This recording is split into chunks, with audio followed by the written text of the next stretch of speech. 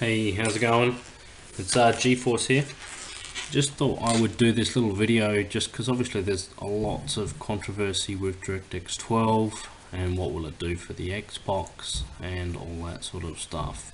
I thought I'd do this because what I'll attempt to do actually is step you through why I believe and the facts that are behind it, while the Xbox One is a DirectX 12 machine.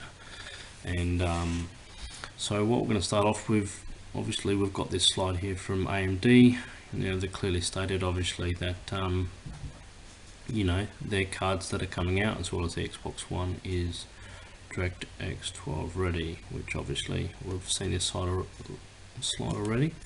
Now a few points I would want to point out for you. Let me get it here. Alright, so there was a few different features which are being marketed as the really big features of DirectX 12, and one of them has to do with the multi-threaded command buffer, which that's about the CPUs being able to issue what's called draw calls to the GPU, and the more draw calls you can do, the more detail it can have on screen. So just remember that that's one of the points that is big in DirectX 12.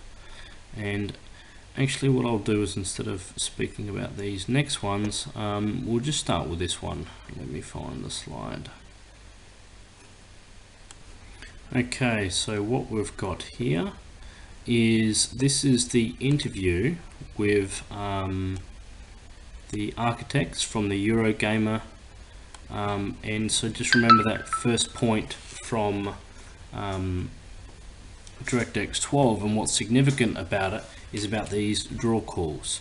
Now if you listen to what the architects have said, we've taken the opportunity to go and highly customize the command processor on the GPU, again concentrating on CPU performance.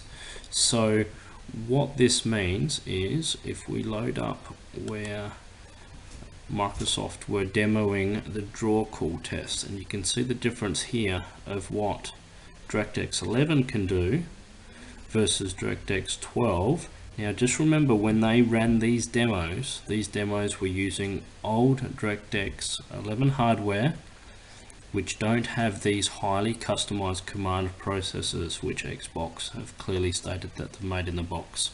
So what I want you to point out, see here, is you can see that not only is DirectX 12 in this instance getting significantly higher draw calls. Now this is per frame, right? And there's also higher frames per second. So we're talking magnitudes of better performance just from DirectX 12 versus original DirectX 11. Now like I said, this is existing hardware. This does not take into consideration the highly customized command processors that the Xbox One has had in it. Now if you've had a chance to look at the slides where Microsoft explains about the command processors, one thing you'll also note is that the Xbox One has 4 command processors, 2 for graphics of each command processor can handle 16 things, and also 2 dedicated, customized and beefed up command processors for compute queues. And I'll explain why I believe there's 4 of these later on, but just as a bit of comparison, the existing DirectX 11 cards only have 1 command processor, which is not customized if we compare it to what Microsoft has said, and they can also only handle 1 issue of the compute as well. Now I won't go into too much detail about that, but what we'll now move on to is the next part of what Microsoft and AMD are talking about with DirectX 12. Okay, so the next thing you'll see here is fine-grained asynchronous compute. Now if you don't know what that means, it basically means asynchronous compute means being able to do more than one thing at a time. So if we just go here, this gives us an example of what is currently happening in DirectX 11 when you have when you're processing anything in a game related. So what you'll notice is there's a process of things that have to be done in order for you know, your game to generate frames and stuff like that. Now this is just obviously from start to finish, it's one line. You can see like this said here, so why can't these jobs run together? And so that's what DirectX 12 implements. Now we just need to remember one thing, and that is this, is that the games that are currently using asynchronous shaders, we have stuff on the PlayStation 4 and we have Thief for PC, and it's been confirmed that the Xbox One currently doesn't use the asynchronous compute shaders. So if we go to the next photo, which should be this one here. Alright, cool. So what it's saying is, well, okay, using asynchronous compute and graphics command processors, what you're able to do is do things at the same time with different parts of the hardware. So when you normally get a graphics card, for example, even though most components, like when advertised of a graphics card, is things like its clock rate and megahertz and how many compute units it's got, but inside the graphics cards you also have little engines that are designated to copy data or upload and stuff like that, not just the, you know, number crunching aspects of it. So with DirectX 12 it can actually utilize the different pieces of the hardware at the same time. So what it's showing here is, well, if we use all the hardware at the same time, it can make it so the exact same work can be done in significantly less time, which if you do something in significantly less time, what that leads to is either A, if you were running it say 30 frames per second previously with a long line of stuff that had to be done, you could fit a lot more detail, graphics, all that sort of stuff because it's being done at the same time. The other option is if you wanted to get a game from say 30 frames per second to 60, well, this is how you would do it, because you're rendering the same stuff asynchronously, which means it gets done quicker. Now one thing I want to point out here, and this is where there's been specific customizations to the Xbox One, which once again, from where I stand, it just screams of DirectX 12 hardware in their Xbox One. And this is why. What has Microsoft told us they have in their system?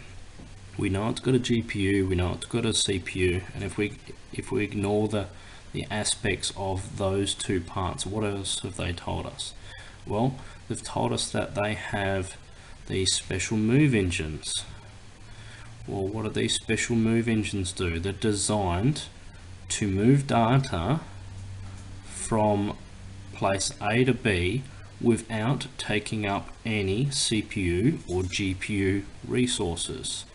So currently, if you take something like a normal PC GPU or even the PlayStation 4 GPU, if it has to copy data or move data inside the GPU, it's got to use, in those instances, GPU time and GPU hardware to do that.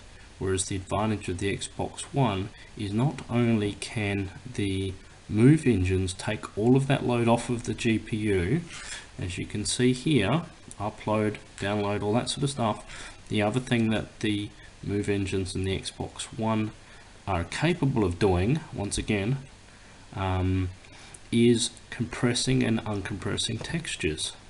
So what that means is, once again, this is a task that no longer, once they reach DirectX 12, no longer will they need to do that process in the GPU or in the CPU.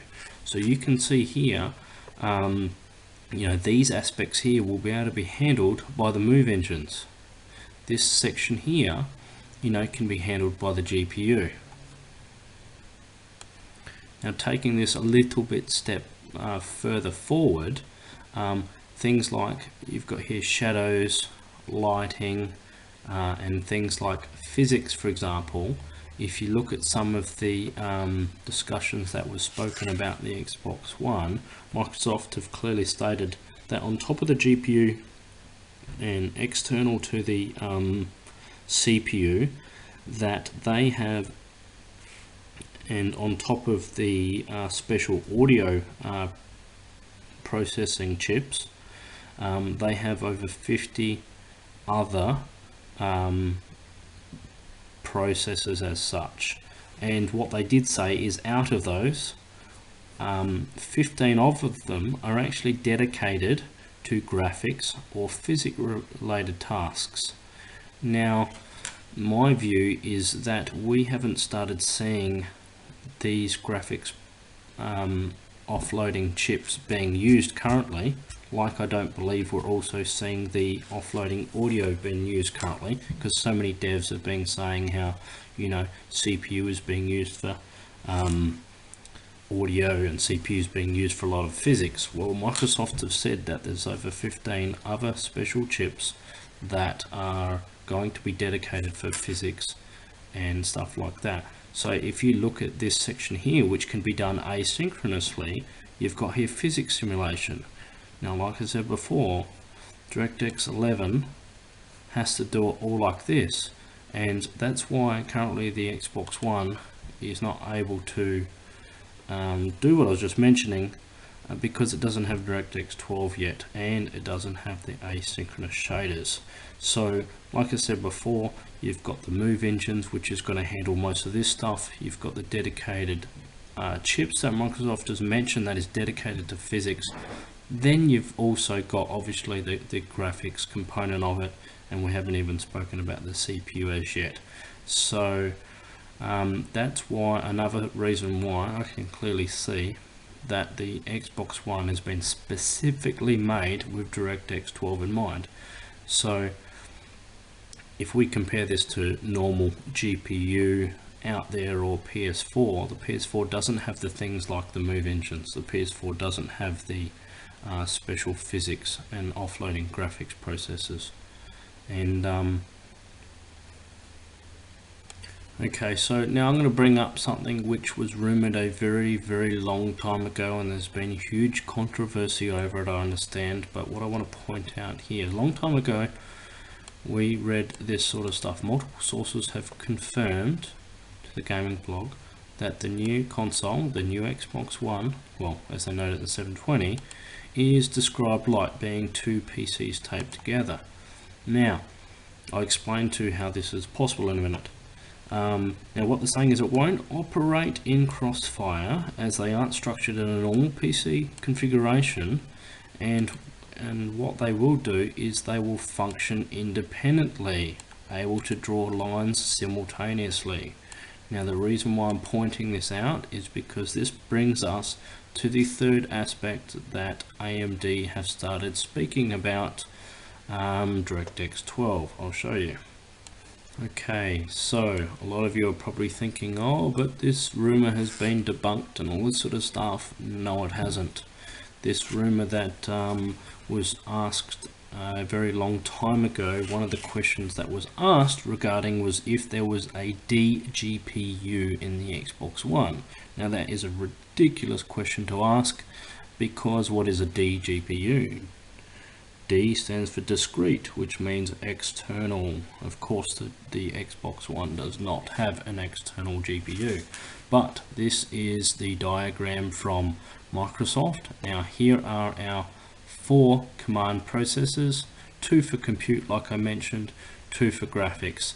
Now what you'll notice is in each part of this portion of the GPU, it has 2 sections. So see here you have 6 compute units and another 6 compute units. Now the reason why this is referenced like this is because the Xbox One can handle 2 streams of graphics. So basically it's like having two pipelines. Now, where have we seen two pipelines before? Oh yes, that's right. AMD have been talking about multi-adapter. What's multi-adapter allow? Multi-adapter allows any number of GPUs, even if that's external, internal, whatever you want to call it, to operate as one GPU. So if we look at what DirectX 11 had to do, DirectX 11 would have to duplicate data on each card, hence why you see this big wob of info here. Had to duplicate this data on each card, and then what it would do is what's called AFR, alternate frame rendering. So each GPU would wait and take in turns to do a frame, and that's where you would get lots of choppiness, stutterness, and very poor performance. Now, what does multi-GPU on DirectX 12 with the multi-adapter allow?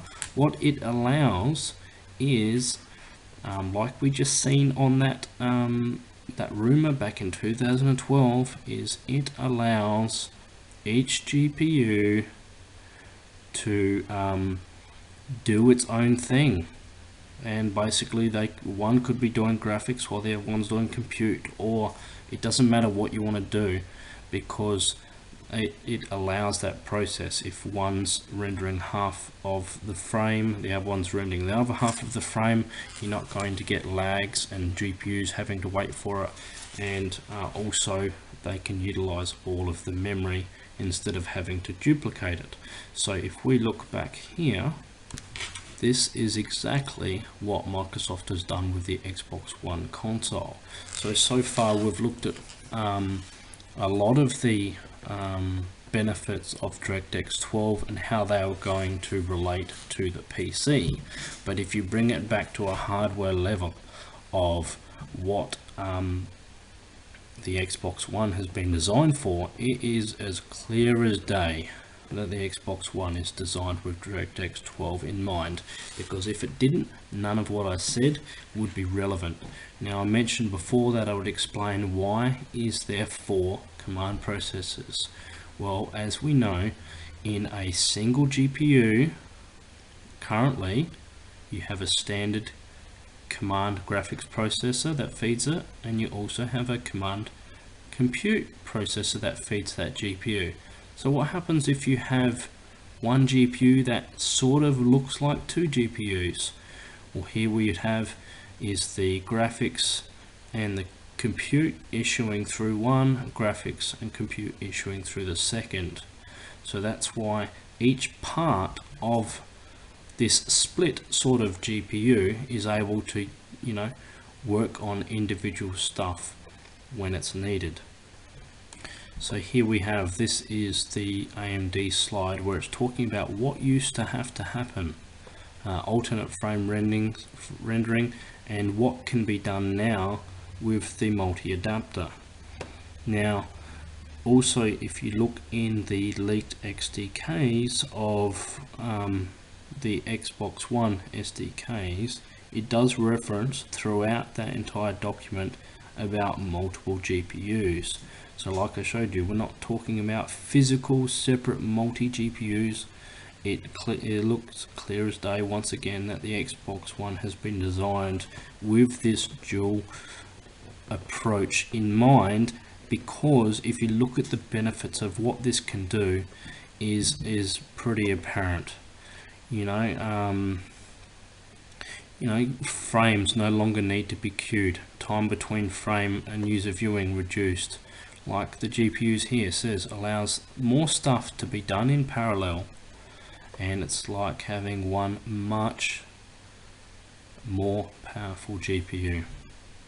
So if we come back full circle and we go back to the 3 main points of where DirectX 12 is going to be getting better, and we're talking about and like I said, I've not even spoken about the benefits of what the CPU can do. I've not really mentioned about how powerful the audio processor is in the Xbox One. That you can find yourself. It is immensely and completely overpowered than what's needing for just audio, which is good.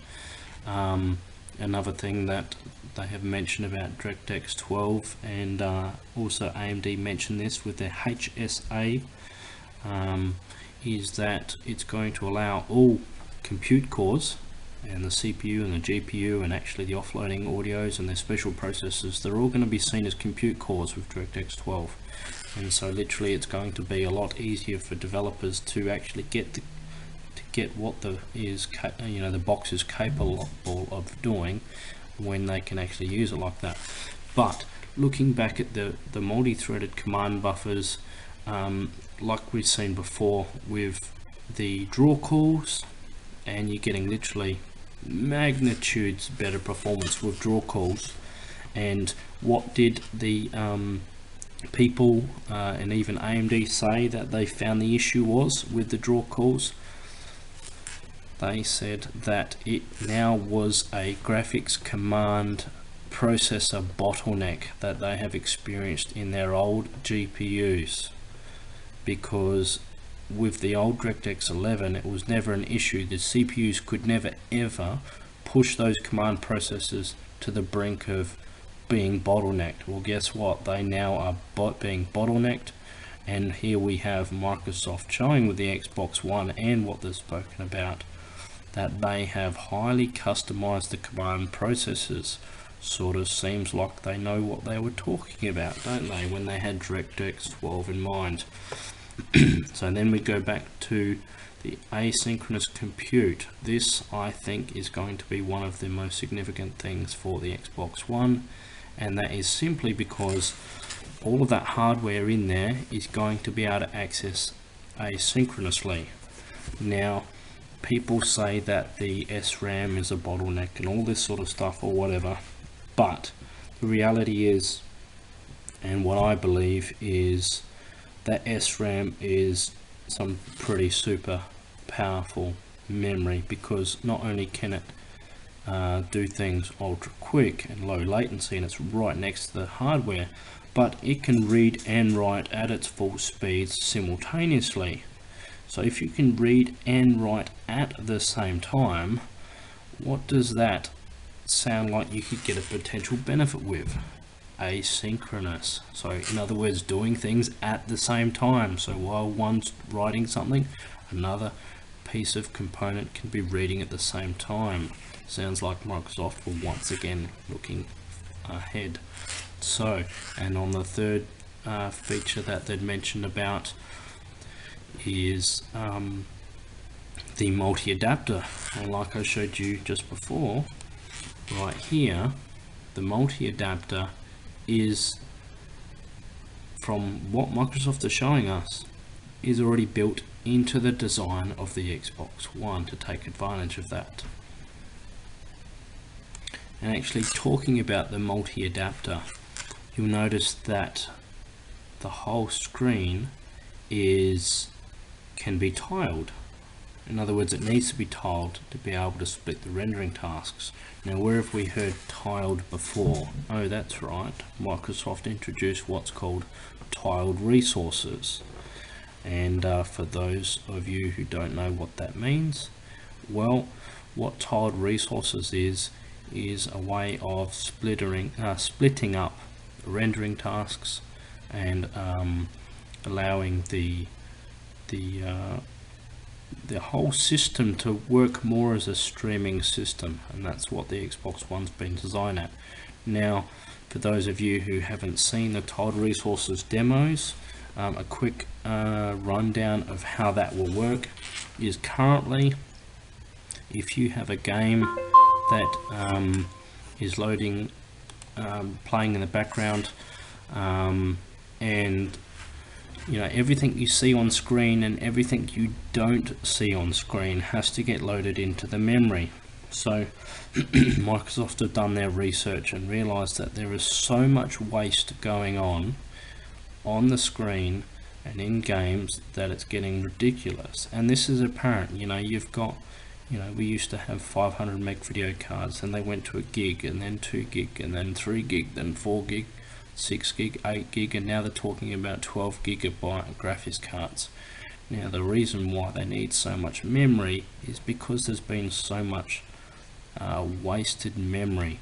And what they show in the tiled resources demo is if you have a 1920 by 1080 p image, the actual each pixel, if they only had to load each pixel of the data instead of having to load the entire textures, which they, so with tiled resources they can load just the actual visible pixel textures, that they only need less than 16 megabytes of video RAM for a full 1080p screen.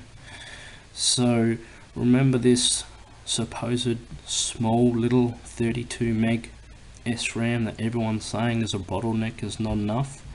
Well, if you look at what Microsoft have done with tiled resources and only loading in the data that it actually needs instead of the brute force approach, which is how the PS4 does it, all of a sudden that 32 megabyte SRAM is more than enough to handle for a full 1080p image. And that's why I think you'll find as soon as we go to DirectX 12 and things start utilizing these tiled resources, we're going to start seeing stuff that will blow our minds, and I truly believe that. So I'll wrap it up from there. I'm pretty sure there's probably a lot that I've been meaning to tell, but I'll leave it at that. So hopefully this has cleared up some confusion and help you guys see that the Xbox is actually a true DirectX 12 designed machine. Happy gaming, game on.